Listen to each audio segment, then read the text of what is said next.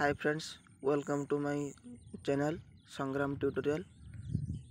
आपण माने जानी थिबे जे काली 4टा ठारू साम्स ओडिसा रे +3 एडमिशन पई कैब अप्लाई स्टार्ट हो जाई। आपण माने अप्लाई करि परिबे। साम्स ओडिसा करिवे ओला पर डिग्री +3 पर क्लिक करिवे। क्लिक कला पर स्टूडेंट लॉगिन रे क्लिक करिवे। क्लिक कला पर एटी गोटे ऑप्शन पड़े आछी आपनकर साइन अप बोली साइन अप करिए। साइन अप कला ऊपर नेम देबे। आपन जोटा +2 सर्टिफिकेट जो नेम थिवो आपनकर जोटा परफेक्ट नेम थिवो सेटा देबे। डेट ऑफ बर्थ देबे, मोबाइल नंबर देबे, ईमेल आईडी देबे। देकी जनरेट ओटीपी करिवे। ओटीपी करी गोटे ओटीपी आसीबो, ओटीपी गोटे देबे। ओटीपी दे सारी की गोटे हार्ड पासवर्ड क्रिएट करिवे। पासवर्ड क्रिएट करके साइन अप कर देबे। साइन अप कर देकी बैक टू लॉगिन करिवे।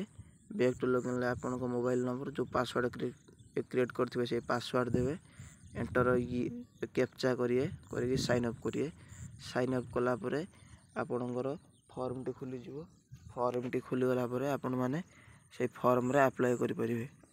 यार लॉन्ग वीडियो आसी के जाउची, वेट करंतु।